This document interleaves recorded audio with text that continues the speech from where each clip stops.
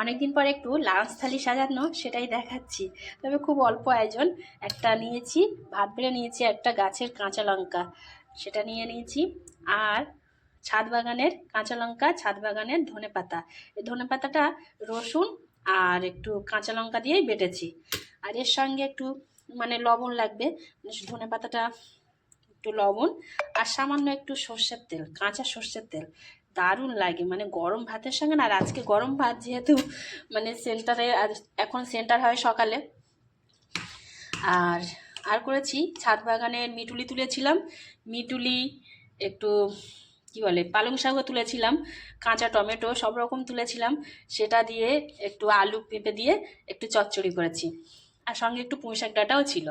আর করেছি ছাদ বাগানের অল্প করে একটু পালং শাক তুলেছিলাম, বেশ বড় বড় পালং শাক, তো সেটা দিয়ে। আর ফুলকপি আলু একটু রুই মাছ দিয়ে ঝোল করেছি।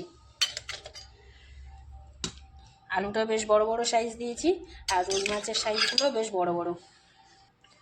তো এই হলো আজকে কি বলবো লাঞ্চ মেনু।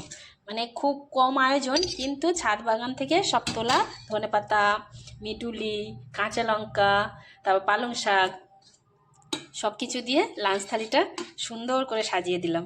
যে পালং শাক। তো লাঞ্চ থালিটা ভালো লাগলে অবশ্যই একটা লাইক করবেন আর কমেন্ট করবেন। আর আমার ছাদ বাগানের হারভেস্ট করা ভিডিও সেটা দিয়েছি, সবজি হারভেস্ট করেছি, সেটাও কেমন লাগলো অবশ্যই কিন্তু জানাবেন। তো এখনকার মতো টাটা, খেয়ে নিই।